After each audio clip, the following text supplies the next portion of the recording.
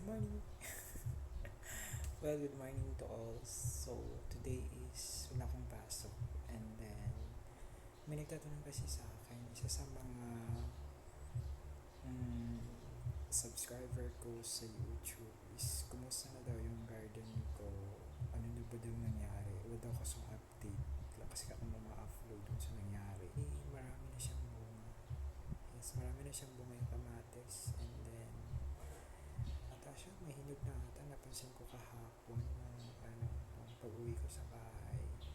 So, yung nagtatanong shoutout pala.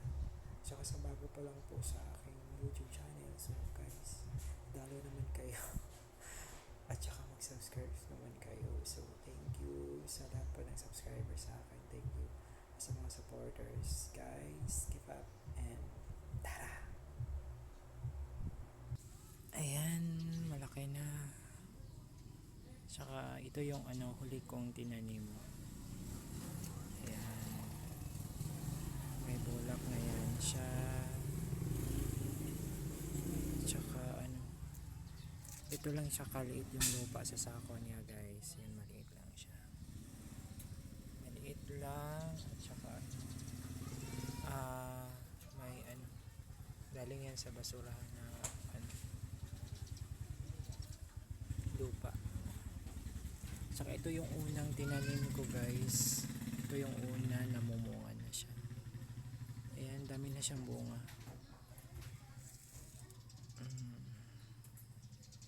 Actually, may may una siyang bunga and then hinog na ata. May hinog na ata dito. Ayan. Yun.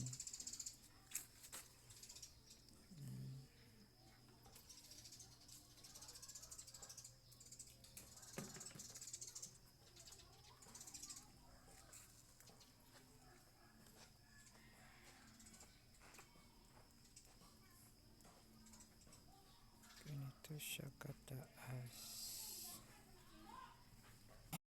So, ito yung una nating bunga, guys. Kunin ko na kasi hinog na. Ayan, ito pa. Ayan.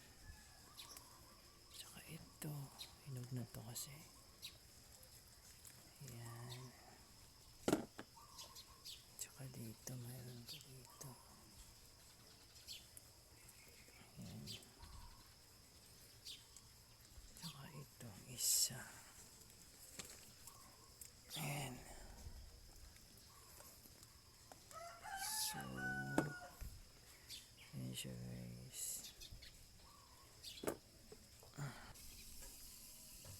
Ayan siya.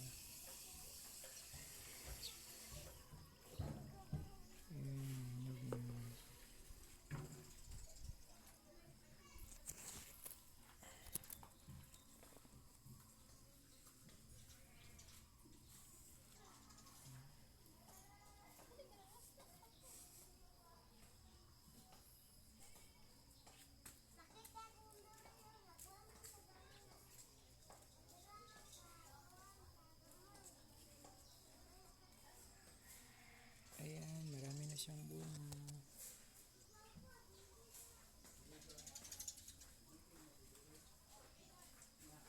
Ito, guys, ipinalitan ko na siya ng sako. Ito yung natin, sibuyas. Ayan, pinalitan ko siya ng sand. So, maliit na lang siya.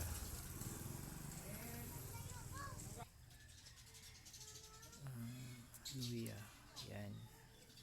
Mag 1 year na yan siya, guys. 1 year. Malapit na siyang harvest. Ayan, marami siyang bunga. Yan yung nasa lupa natin tinatanim. May mani din tayo dito. Konti lang to kasi mani. Ito yung mani. Ayan yung mani. Konti lang tumubo kasi tinanim kasi ito siya, mainit pa yung time na yun so hindi siya tumubo lahat. Ayan. Tsaka may kamatis natin. Ayan, kamatis natin. Marami siyang bunga kaysa dun sa sako. Ito nasa lupa maraming bunga. Ayan. Ayan yung kamatis. Tsaka mayroon pa dito. Ito yung nasa lupa. Ayan.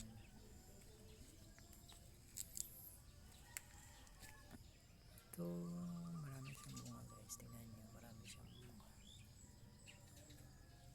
Ayan. Tsaka dito banda meron din. Dito marami itong marami itong tumubo dito. Ayan.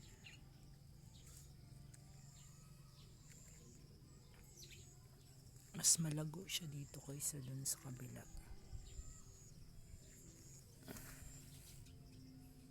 Ayan. Ayan, marami siyang bunga sa ilalim.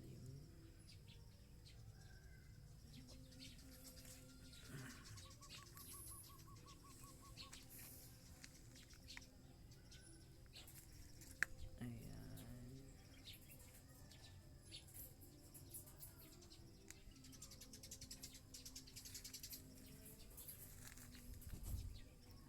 Tinatali ito siya guys para hindi siya madapa. Ito yung purpose niya.